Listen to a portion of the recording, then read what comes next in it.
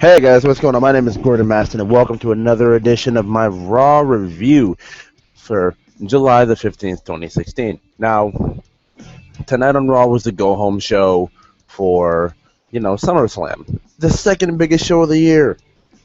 And it's just WWE tonight was supposed to honestly come in and deliver a big shot to start and a big shot to finish. And from this guy's opinion, they honestly didn't do that. Now, if we're wondering why I didn't think they did that, we're going to demote Roman Reigns, and he's still going to be not a good guy, not a bad guy, but the prominently featured guy on the show. And if you ask Vince McMahon why they're doing this, he would probably honestly tell you, oh, it's not for Roman. Look at it like this. It's putting the title in a higher spot. Think of a guy like Roman who's been, you know, in a lower tier spot, like not a guy like think about a guy like Roman who's been in a higher tier spot, and a guy like Rusev who's just basically been in a lower tier spot. Look at me elevating them. Look at me elevating them. You may just see this as me, giving Roman Reigns a bigger position and a better position main eventing Raw. No, I'm doing this for the United States. I'm doing this for the United States Championship, and Roman's demotion is to get away from the World Championship and help this championship. Yeah, no, I don't see it that way. No one probably sees it that.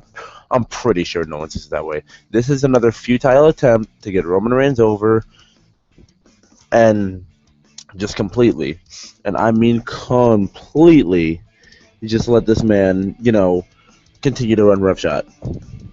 So, with that being said, what we're gonna do here is I'm gonna show you guys my means through social media. The tweeter machine, the tweeter. Now, tonight Twitter was honestly just it was a fun place to be for me. I didn't watch the show from the start. Here's my beautiful mother, my beautiful Russian mother,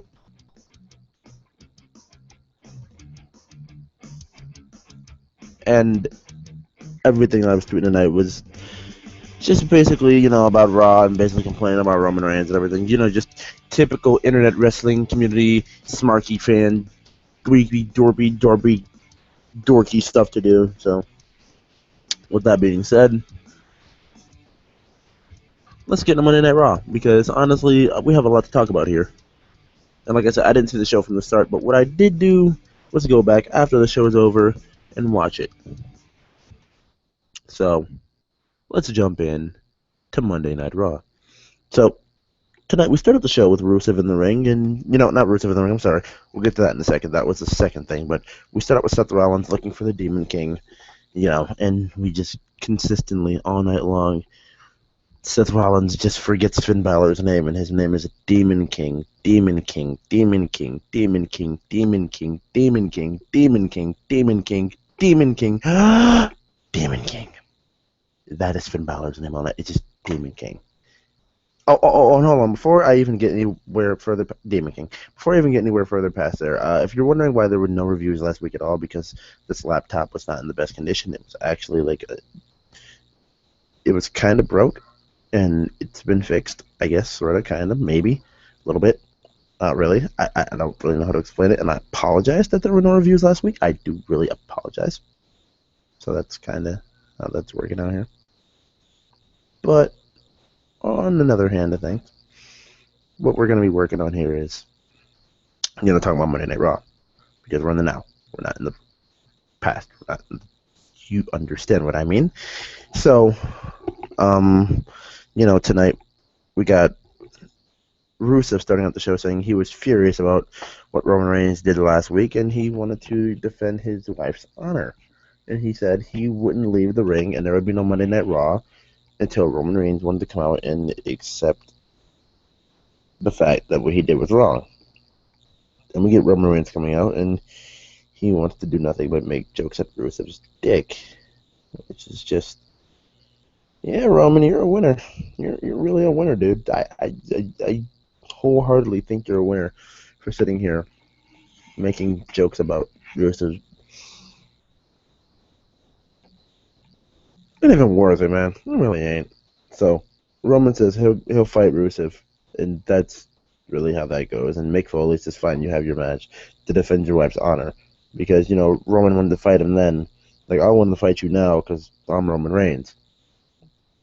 And basically, I know that wasn't what was said, but that's exactly how it came off, dude. Like at this point, Rusev is just dead in the water. Like, not dead in the water, but it's probably the wrong phrasing of it. But Rusev is just not in a good spot here because Roman just continues to come out and clown this man, and all he wants to do is defend his wife's honor, which Roman basically came out last week and pushed Rusev into him and made her land in cake with that beautiful, beautiful dress she was wearing.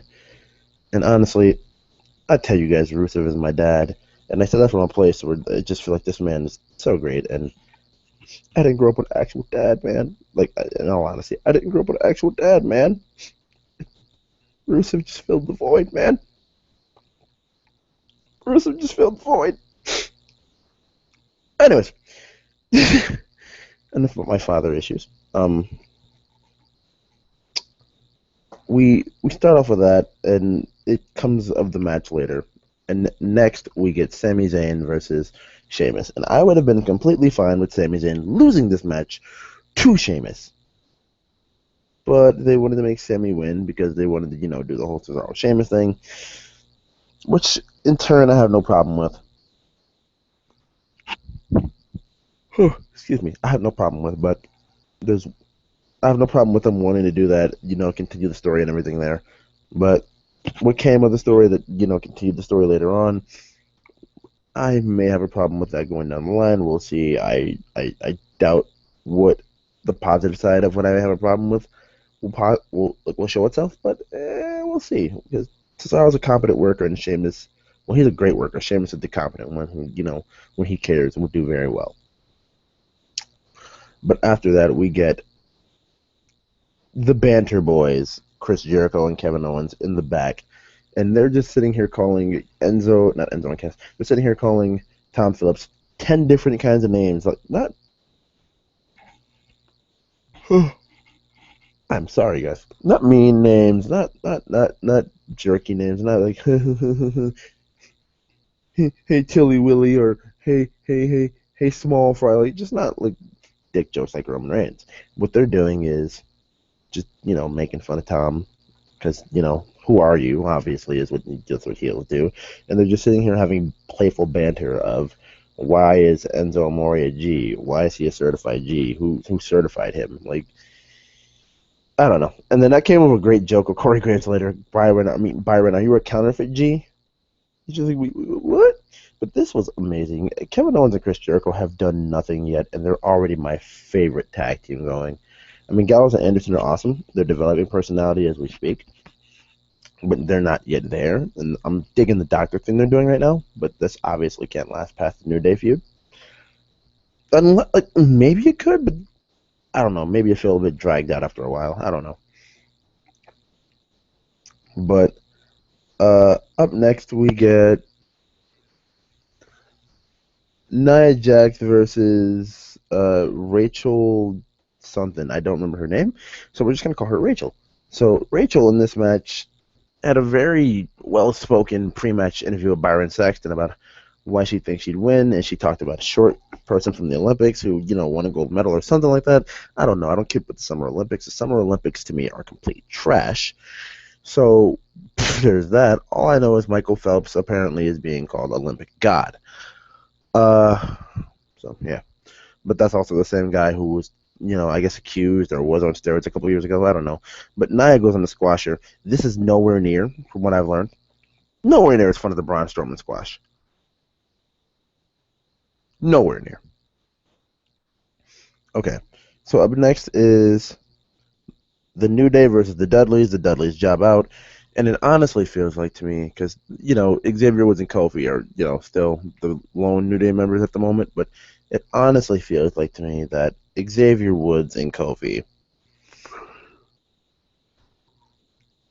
I don't know why I keep yawning, although it's 5 in the morning, so that might explain it. But Xavier Woods and Kofi need to lose the titles on Sunday because Gallows and Anderson can't afford to lose another big match. They just can't.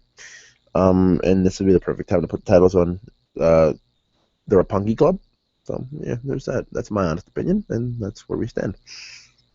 So, Um,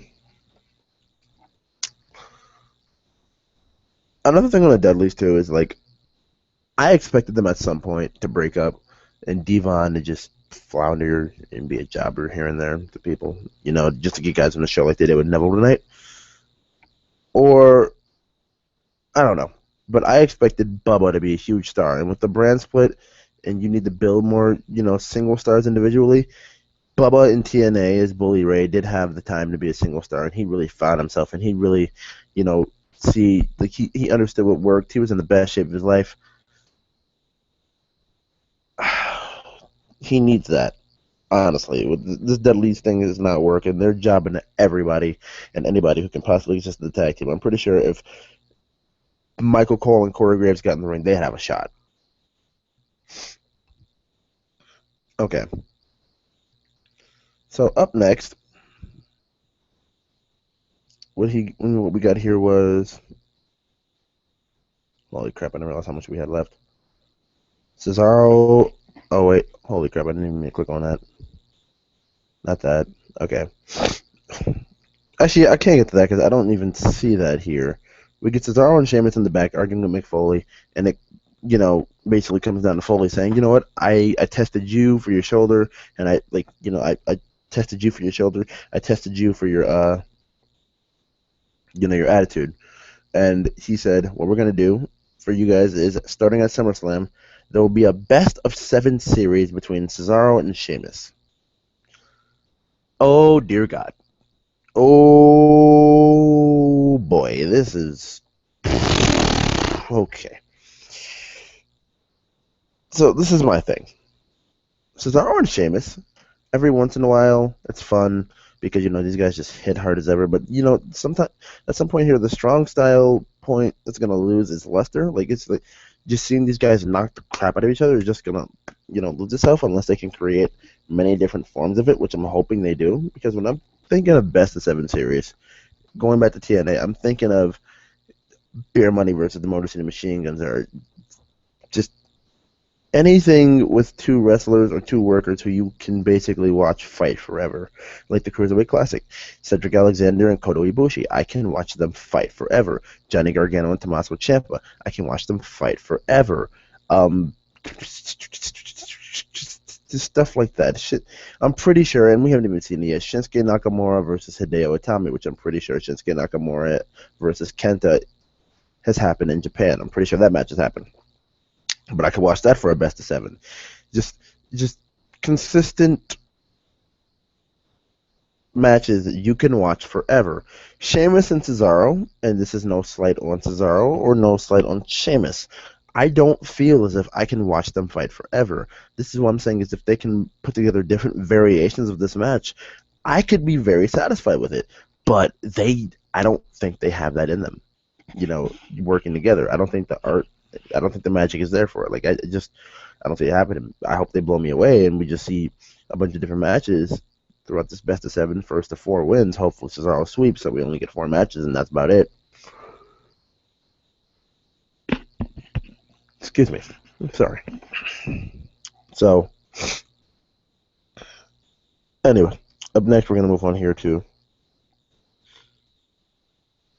Big Cass versus Kevin Owens, and Big Cass dominated most of this match for Chris Jericho to interfere.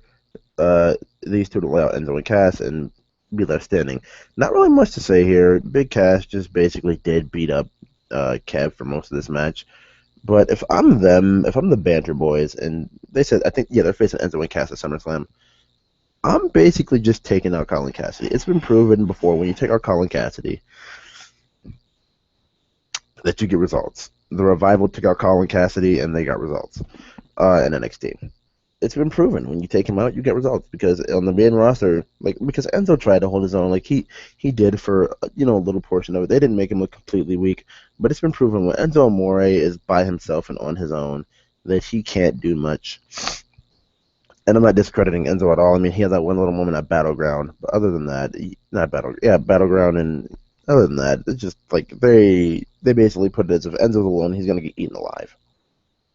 So, up next, we get Rusev attacking Roman Reigns in the back, and This to me was actually pretty good because we never, and when I say never, I mean ever, see Roman Reigns come out of a backstage attack or an attack or a fight in general looking weaker than the other person who attacked him or was the antagonist in the story.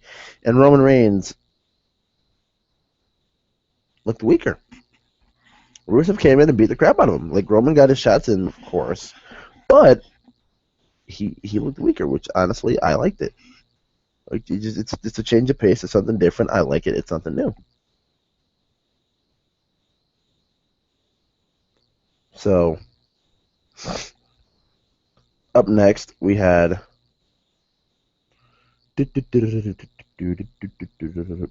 okay.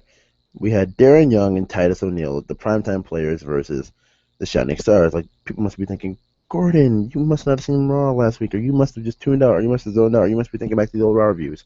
No, I'm not doing any of those things. What I'm saying here is Darren Young and Titus O'Neil were teaming up tonight, and what made that come about was Darren Young and Titus O'Neil, meeting with Bob Backlund, and Bob Backlund basically, you guys were good together, blah blah blah.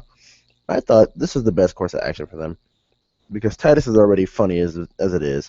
Darren lacks personality and character and the ability to talk, and Bob Backlund is an out of control old man who would probably drive Titus up a wall. This is probably what's best for both of them. Well,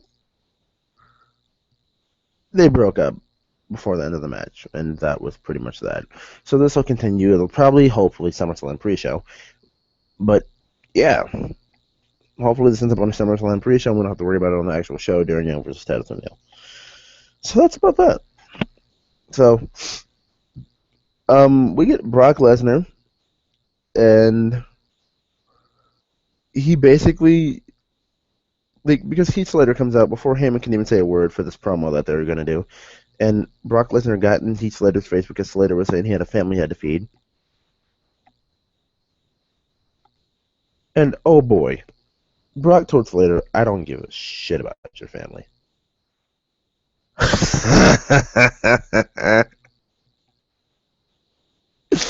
This was golden, dude. Like Brock Lesnar just shitting on people's lives and not giving a fuck about anybody else because he's wealthy, rich, and doesn't really need a job is amazing. So he told him, you either have two choices. You can walk out of my ring under your own power, or you can get your ass beat. He chose option B. He's really not a smart idea. And then, Heyman went on to promote and, put over the network like he usually would, to sell the pay-per-view and, buy rates and all that stuff. So, there's that. But up next, we get Neville versus Jinder Mahal. Yes, people, Jinder Mahal. Say it with me. Jinder Mahal. Jinder Mahal. Hall murder Jin. And he, in this case, was like not having any Jinder Mahal's crap. Neville came out, guns a-blazing. But before the match started, Michael Cole dropped the one bombshell that I have been starting to tell you guys about since I brought these reviews back. And it is for guys like Neville who do, flippy shit and all that stuff. Man, Neville is so fun to watch. Dude, you're demasculating these high flyers. These high flyers. Like, if they do a high flying move, they do it because it's high altitude, and you come crashing down on them like really fast and really heavy, and it's their form of offense that they can really use because maybe it compensates for not being able to pick somebody up or something like that. While Neville can pick somebody up, which is not a problem, he still figures that his high fly offense as well as his kicks and strikes are the best point of offense for him to use, and that's how he does it, and that's how he did it. So, with that being said, Neville basically just got demasculated by Michael Cole, saying, he's so fun to watch. Bruh. Fucking chill, dude. Okay. But Neville wins with the Red Arrow, and that's it for the 1, 2, 3.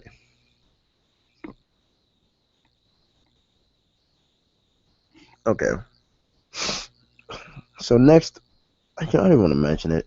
We get Charlotte tearing down Dana Brooke and tells her, I want a new protege, basically. Like that's basically the moral of the story. Like it's just, I want a new protege. So after that, we get Finn Balor telling Seth Rollins, "I've been in the ring with the Demon King, and you don't, like, you're not ready at all." And that was about that. And then this is where I figured out I didn't miss a Braun squashing for the night, because Braun Strowman, basically, we see a video package of him squashing people, and they're just promoting Braun Strowman.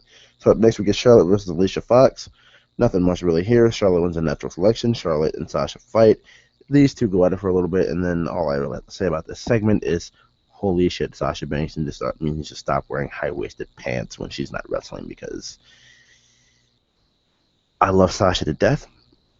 She's not my number one favorite, but she does make it hard to pay attention when you're wearing things like that are that tight and that, yeah.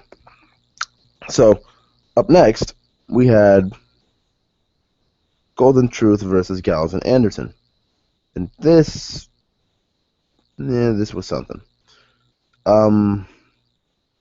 Golden Truth.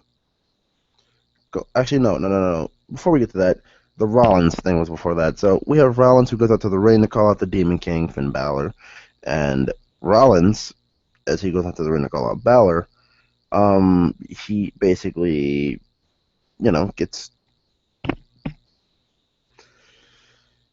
attacked by a fan, because a fan tried to crawl in the ring, and Kevin Dunn tried to use his magnificent camera work to zoom out of that. And yeah. So not only does Corpus Christi have the worst fan base, they have the dumbest fans too. I guess that kind of makes them the worst too, like if you really add to it. But yeah, that's pretty much about that. So moving on, we get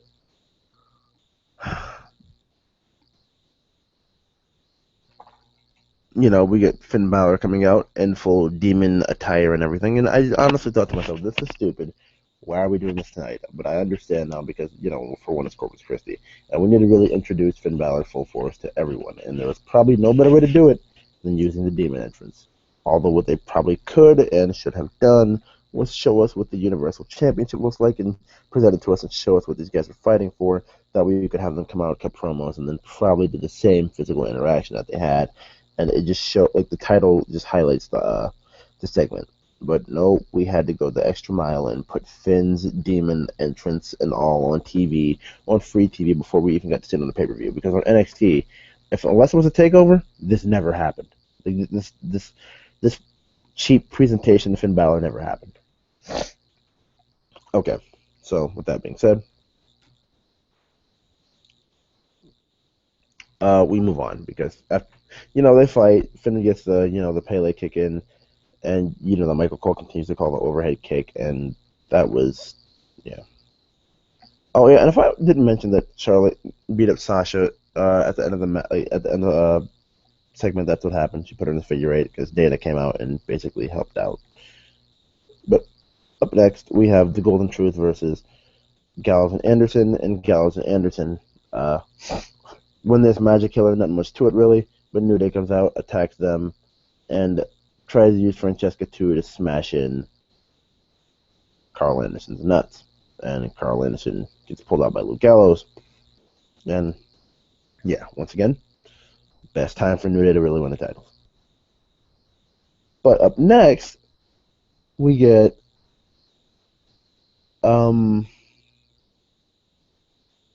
where is it? Rusev versus Roman Reigns. And this was, and see, this sucks. This is what sucks about when you do a match that's supposed to happen on a pay-per-view at a go-home show. Because they set the bar so high with like a 30-minute match to end Raw.